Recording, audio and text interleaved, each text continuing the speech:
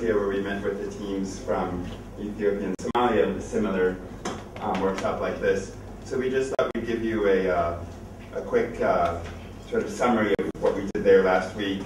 It's not our work, it's their work, so we're just reporting back what we saw that they're working on, and it's I think it's interesting. There are a lot of links between the work. And it's not just my presentation, Deb and Sophia can fill in if I missed or make any mistakes. The data collection is already finished in both countries. Ethiopia focused on drought in communities that were most severely affected. So they picked two key districts that they had determined from their literature review or discussions were the most impacted by repeated drought, and then went to 6 villages in each district and did 2 focus groups, or 1 focus group in each village, so a total of 12 focus groups. And then they also interviewed 36 key informant key informants. And then in Somalia, their focus was on displacement and drought in areas with large number of IDPs, internally displaced persons. And then talking about the conflict in relation to this as well, so the ongoing conflict.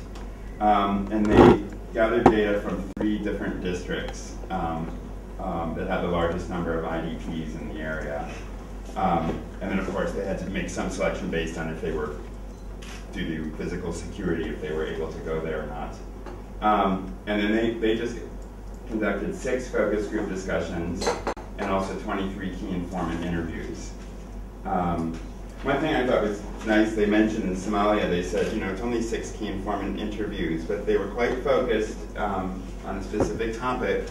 And he said by the time they got to the 5th and 6th, they were hearing the same answers again and again. It was a good sign that they had covered everything, the data saturation, that there wasn't something missing. So then the thought is if they do 6 or 12, they're still going to have the same answers over and over again anyway. So even with just a few, they already felt like they had covered the topic in those few areas. So the processing, I think it's similar to what the others are planning or have done. They transcribed all of the interviews. So a little bit different than what they did in DRC. They actually wrote down, transcribed what everybody said. So it took quite some time to write down everything. And they translated it. And then they translated it eventually to English. And then using the software Atlas, where they could upload all of these transcriptions from all of their focus group and key informant interviews. In Ethiopia and Somalia is in the process of doing it. They coded them to highlight the key information. So in DRC, you're also doing a sort of coding by pulling out these key statements. So a similar process, highlighting all of these codes. They just did it in the software, so then it can provide counts and things like that. Now, one approach that Ethiopia did, which I thought was kind of interesting and made sense, is when they first started, so they had all of these transcribed key informant interviews and focus group interviews. All the people that were going to do the coding, first they all sat together and they picked one good data-rich focus group discussion, and they all sat in a room together and they all coded it together. And that way they knew they all had the sort of same idea of how they were coding, how they would interpret which code, how to write it down, etc.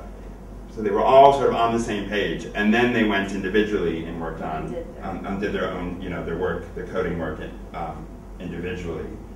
In Somalia, it was only one person that did all the coding, so that wasn't really necessary. He just did a lot of work on his own. And so Somalia originally did all the coding manually. He read through all of these and just wrote them down in Word, all of these key things coming out and stuff like that.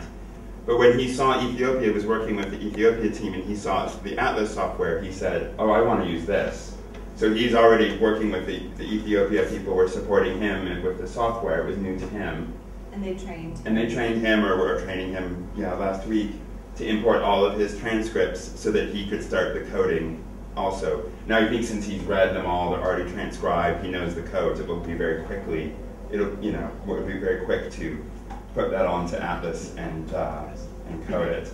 So the teams currently, or at least as of the end of last week, were still working on the coding, and some of it was cleaning the data to be sure the codes were harmonized and things like this.